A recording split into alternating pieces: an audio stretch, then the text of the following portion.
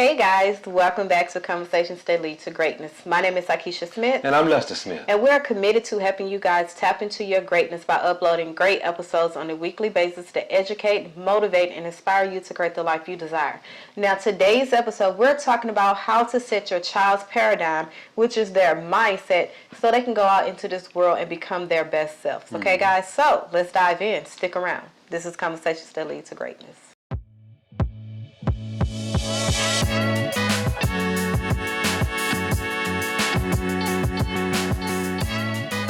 Talking about setting our children's mindset, their paradigm. Yeah. And first I want to start that, let's give them the definition. Okay. Paradigm, what is it, sir? Okay, a paradigm is a multitude of habits that were instilled in you from a kid.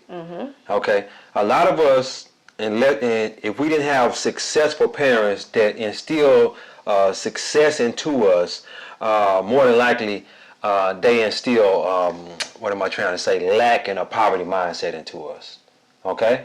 So, unless you had extremely successful parents, more than likely you're not going to be successful because of the paradigm they instilled into you. Yes. Yeah. So basically, paradigm is a multitude of habits. So it's habit forming, okay? So we all know, we did an episode about routines. Okay. And habits forms your routine.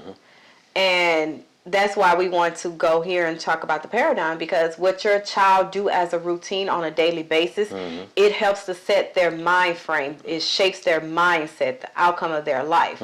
So it is very important for you to understand why it's important for you to kind of change that. I know a lot of times as parents, we always say, or be like, what is it? Do what I say and not what I do. Well, kids mimic everything they see. So if you expose your kids to a certain level of thinking, that's what they're going to be. That's what they're going to That's what they're going to vibrate on. You know that level. That's what they're going to vibrate on. So exposing your kids to something other than what you know or what you have known. Or what you have been taught. Yeah, or what you have been taught can help them elevate and become this person that you wish you could have. So I always tell people, a lot of times, nowadays we give our kids material things that we never had growing up. And I feel like if we give our kids the motivation, the inspiration, the positive affirmation, affirming our kids something that we didn't have growing up, if we was to give them those type of things, imagine how their life would be. Exactly. Just imagine. Give them something that you didn't have, that you wish you had, not just material things. Yeah, I like that. I like that. And let me say this too. You have to be super duper careful on what you tell your kids. Super duper. I like super duper. You like super duper? You have to be. Yeah, you have to be super duper careful on what you instill into those kids. I had quite a few things that were instilled in me that I wasn't supposed to see, hear, or that wasn't supposed to be in my mindset. And as I sit back and I contemplate on it, as I meditate on that, I have 2 girls now.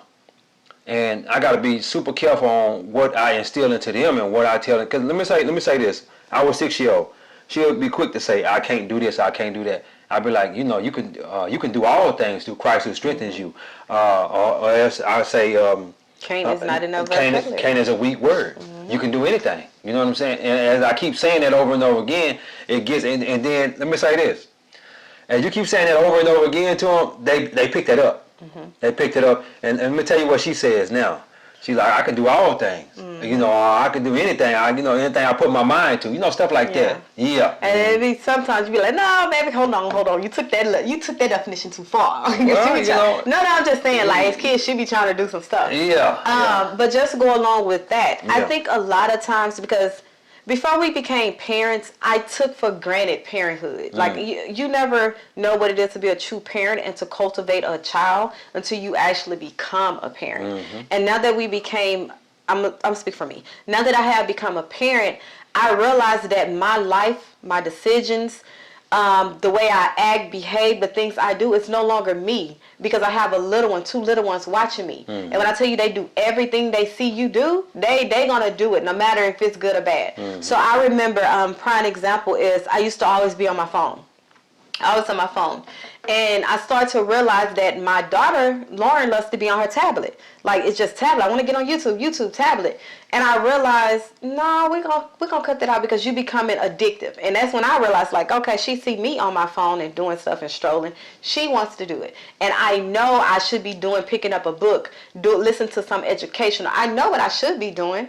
And I can't get on her about, you don't need to be on this tablet. You know what I'm saying? You need to listen to something or do something educational when she see me do it. And you know what I'm saying? So a lot of times we have to really change who we are to better our kids, because it's like we have to lead by example. We can't tell them do something, or we can't tell them to behave a certain way when they're seeing it on a daily basis. And it's creating their paradigm. Yeah. They're seeing it. It's creating a habit.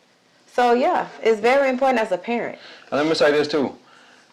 We all know how to do better. Yeah. We all know how to do better. We just don't do it. We all know how to do better. You know that instead of you sitting there letting your child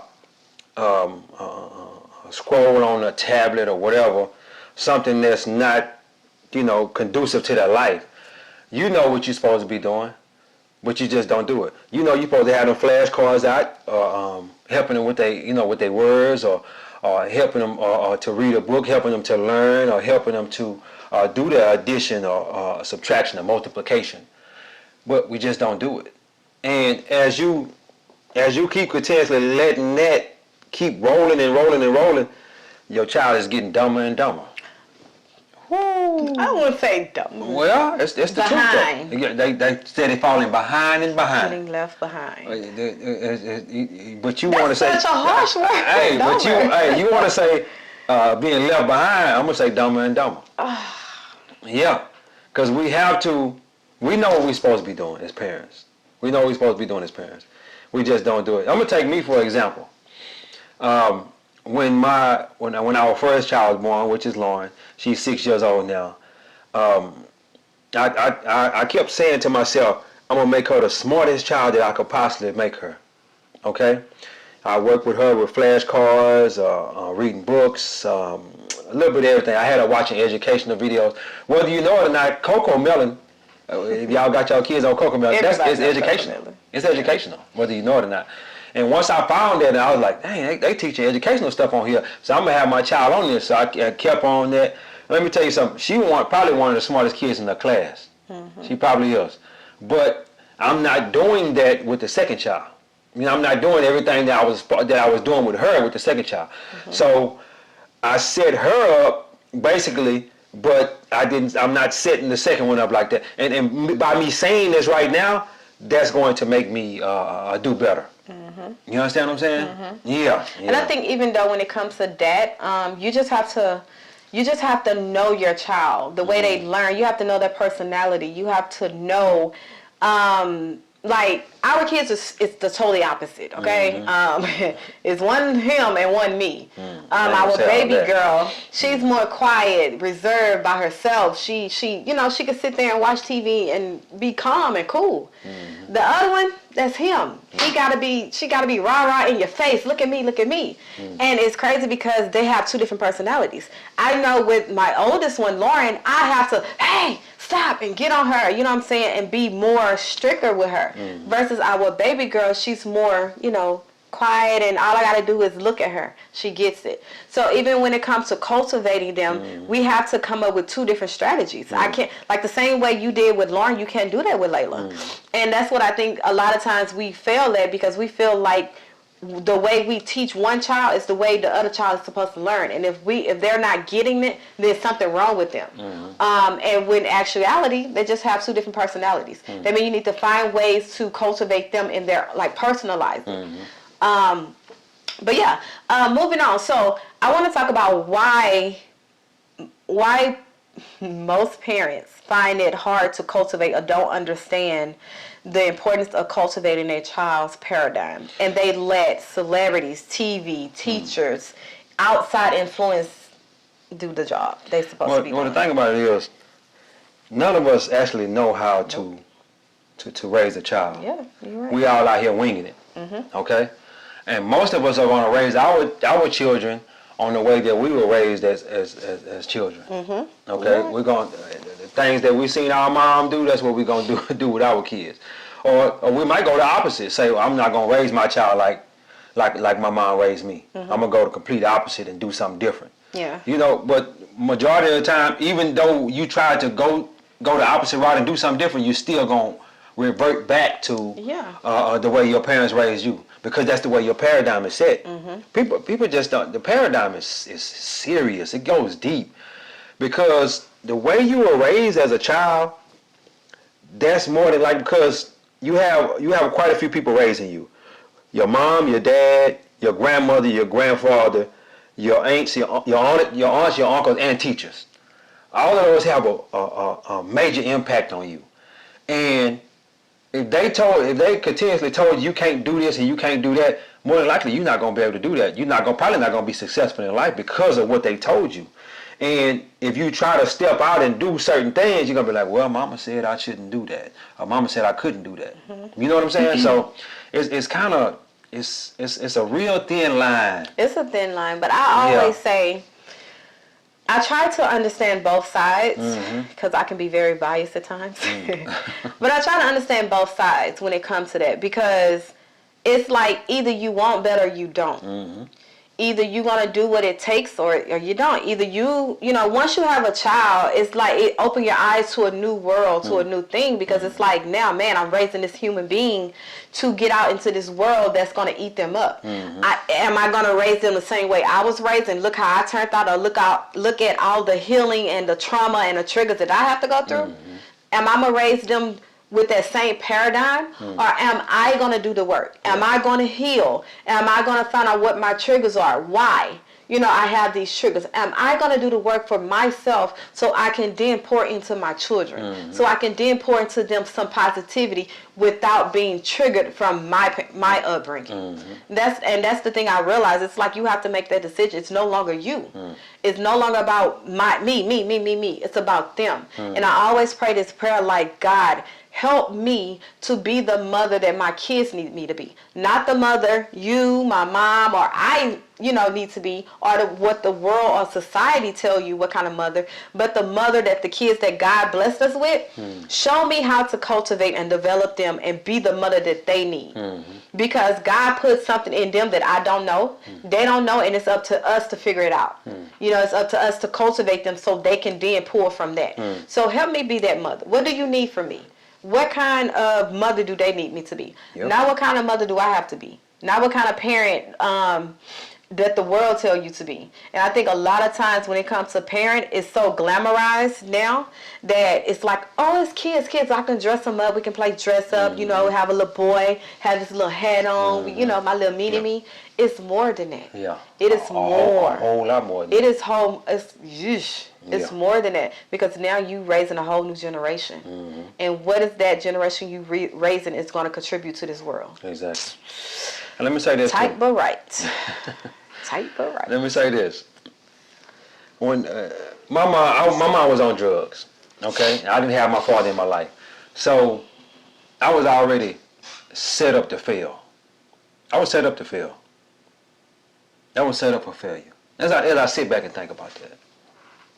And for me and her, we didn't have kids until 10 years after we had been together, because neither one of us wanted to have kids. And I just woke up one day and I was like, baby, let's have kids. And she was like, okay, let's have kids. That's really how it happened, really, to be honest with you. And as I got to thinking about it, I was like, well, if I pass on, I have nobody to leave here my legacy. And let me say this too. I felt like I wasn't loved as a kid. And because I felt like I wasn't loved as a kid, I felt like I couldn't love a kid. But it's the complete opposite. I love those kids more than anything. She'll tell you, I love them, and I'll be like, hey, we need to get this kid, do this and do that. But I love them kids, man. And I couldn't imagine my life without them now that they're here. But I almost let that opportunity pass. Because of your upbringing. Yeah, because of my upbringing. And I would say to anybody who had the kind of upbringing that I had, that felt like they weren't loved as a child, it's gonna be the complete opposite. Because you're gonna love that. If you're like me, I would say it's, Yeah. okay. Let me say that you're like me because you could be somebody who hate the kids or whatnot Yeah. after they're born. Let me say that's seriously. You saying some wrong Seriously, words. that's the real deal. You know, let me say this. Let me ask you a question. Question. Yeah, it's a question. This is a question. Okay. If you have a child in this world, right? Yes. And you were brought up like I was brought up, and you pretty much walk out on the child, and you never come back. You pretty much hate the kid, don't you? No, I wouldn't say hate because you do have some people feel that with them not being around because they don't have themselves together, them not being around could be the best thing. Because I always say, even I told you, God don't make no mistakes. Your father not being in your life turned out to be one of the best situations for you. Yeah. So you know, because he was an alcoholic and yeah, and all that, exactly. and So I guess he didn't want to be around me with that. or it may he known or not. You know what I'm saying? But it turns out because imagine a lot of times imagine if our parents was in our life and all the trauma. We already went through stuff with our, whoever was in our life. Imagine if that absent parent was in our life and all the things we had to, see and go through and, it probably would have been worse. So I always tell a person when it comes to being like an absent parent or not feeling love, you have to look at the people that God placed in your life to replace them. It may be a grandmother, a papa, an uncle, or a neighborhood friend, or, you know what I'm saying? Yeah. I mean, one of your friends' dad or something. God always replaces something that's missing into your life into something with someone you need. So, it might be a godparent, you know what I'm saying? But it's just what you look at. God placed me in your life to be, to be that guidance. Yeah. It's just at how we look at it. It might not be our blood mother, our blood father, but people that adopted us, the people who took us on, those are your parents. That's who I call hate. Yeah. That's what it is. And let me say this too. When she was talking about my father and whatnot, he was a drunk. He died of cirrhosis of the liver, and like I said, my mom was on drugs. So basically, like I said, I was set up to fail. But my grandmother, Mimi, which wasn't even my actual grandmother, she adopted my mom, and she was in my life, and she came in there and pretty much reset my paradigm. Yeah. You understand what I'm saying? Started telling me positive things. Started taking me to work with her to these rich white people's houses and letting me see different things in life. And as she reset my paradigm, that pretty much made me who I am today. Exactly. Because that part. if I would have stayed in the situation that I was in with my mom and not seen anything different, where would I be right now today? Yeah. Probably be in jail or dead. You know what I'm saying? The statistics. Yeah. You would have. Yeah. Yeah. It's crazy when you actually when I sit back and think about that and meditate on that. It's like wow.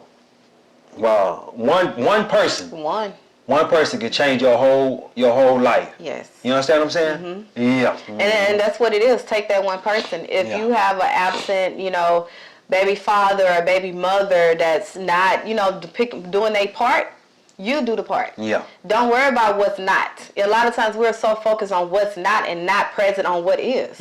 What is who we are. Like, do what you got to do. Yeah. Cultivate your child to the best of your ability. And in order for you to do that, you got to cultivate yourself. You got to get self together. That's the one right there. Because think about it. You have all this toxicity inside you, all this negativity inside you, and you on a daily basis pouring it into your child unknowingly. You if they do something that's, it's kids. They're going to do something, break something, and bam, there you go. You pouring that into them. And now you done poured like, okay, be afraid, walk on eggshells and, you know what I'm saying, having that fear. When, you have toxic stuff in yourself. You need to go heal. You need to go find out why you behave the way you behave before you pour that into your child. And if you have done that, it's not too late. Yeah. It is not too late. Trust me. I know this now. It's not too late. And the more I get to know my authentic self, the more I get to know who I am and who I want to be and my heart's desire, the more I can pour positivity into my daughter and tell her, hey, you can do anything you want to do. You know what I'm saying? It's not hard. We're going to have a great day today. The more I do that for myself, it's easy and, it's easy and how you do it like unknowingly. What is it called? I forgot what to say. but I do it unknowingly without even trying, unconsciously, without even trying, pouring it into her. You know, so be intentional with yourself first. And you got to do that. Yeah, you got to pour that positivity into your child. Yeah. And let me say this too. We said this in previous episodes that why God gave us 2 girls. Yeah. I know. God gave us 2 girls. Let me tell you this. What is your reason? Let's see if we on the same page. I know why God gave both of us 2 girls. What it is? God gave us 2 girls because He wanted to show you how bad your attitude was before before we had the kids. You had a terrible attitude. I was young. It don't matter. Your attitude was horrible. And horrible? Yeah. You got your way with words today, sir. God speaking to me. And that's flesh. That's not flesh. That's not flesh. That's horrible. The real deal. You know it was. You know your attitude. Yeah. And God gave you those 2 girls to show, because you know they can crank up them attitudes. They tell me they can't. Them attitudes can crank up. But it ain't like horrible, but okay. Okay. Let Layla wake up in the morning in a bad mood, and you in here mad. You in here mad because I come. Let me tell you something. I go to the gym, and when I come back from the gym, I can tell that something ain't right with her. When the morning ain't going right. The morning ain't going right because she done let Layla or Lord somebody that kicked off a bad morning on her and whatnot. I'm like, baby, you all right? Give me a kiss. You know what I'm saying? You know, so, hey, man, the morning attitudes, they can get out there. But let me say this. No, what's your reason? Why you gotta get... That's what I'm finna tell. Okay. Can I tell that? Okay, sorry. God gave me 2 girls because I was probably being insensitive and insecure. I think that's the reason why. And by him giving me those 2 girls, because let me tell you something. With a little boy, you can just slap him upside the head and tell him what's going on. Hey, you can't, whatever, going on. Little girls, you can't do that. You can't do that. You gotta be like, hey, you got to chill out. You can't do this. You know what I'm saying? I need you to chill over here. You need to cross your legs. You got to talk to them a whole lot different than you talk to the boys, man. You really do. And as I see that, and as God continuously show me that, I'm like, I was a little bit, because I was hard. That's how I was brought up. Even my mama was hard on me, growing up. You know what I'm saying? She'll bang, slap me upside the head and punch me or whatever. She didn't want you to be had. Yeah, she didn't want me to be, you know what I'm saying? But the thing about it is, it showed me that I was a little bit too hard. That I needed to get a little bit more secure and be more feminine, I guess. It's not. I know what you're saying. This is what I think God gave us these girls. Yeah. For you, it's for you to get in tune with your emotional side. There it is. That's what you. That was basically what I was saying. But that one says, That was basically what I was But to get in tune with your emotional side. Hey, now, let me tell you something. I gotta jump in that though. Since I done had these girls, I've been crying more. I'm just like, God dang, man, I'm just crying just for no reason. Just out here, let me tell you something. Tell you a quick story. We went to when our oldest was like 2 years old. 2, maybe 3 at the most. Oh. We went to Gringo's, and she thought it was because I had a drink. But she told me, cause I always tell her I love you. And for the first time, she told me I love you back. And we were sitting on the curb. She was eating the ice cream. I was eating my ice cream, and I was just crying. So she comes to pick us up, and I put her in the car, and I'm just crying. She's like, "What the hell are you crying for?" I'm like, "Man, she told me I love you." But she didn't understand it. She didn't understand it. But at that time, that what she say about I need to get in tune with my emotional side, I was in tune with my emotional side. Even though I was crying at the time, you know what I'm saying? It touched me in a special kind of way. I understood. It touched me in a special kind of way because let me tell you something. Everything hit me at that one time because I was thinking about not having kids. And I was thinking about how my mom and dad didn't love me as a kid, and all that, and everything just hit me at one time, and I was like, "Whoa, It's crazy." Yeah. Even though I had a drink too, but when you had a drink, it intensifies the whole situation. So that's why I was laughing. Okay. So I would probably cry a little bit more than I should have. But anyway. But yeah, I think that's why God gave us you girls, and for me. Because I was raised with all boys, all brothers. I'm the baby girl. I didn't have that in tune with my girly side. or that sisterhood or that bond. So I always craved that, which led me to get in friendships I shouldn't have been in, but hey, here and now's another story.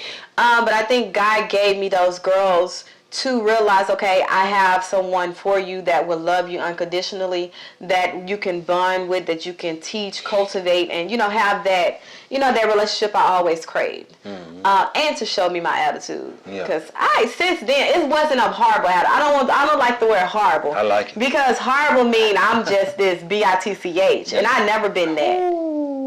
I was never that. Are you serious? Man, look y'all. Oh my goodness, he's trying to play me. I ain't trying to play. Because I get quiet instead of getting mad and going off. Let me say this. I love the new attitude. Even though she can revert back to who she was at certain points of time, it don't get as bad as it was.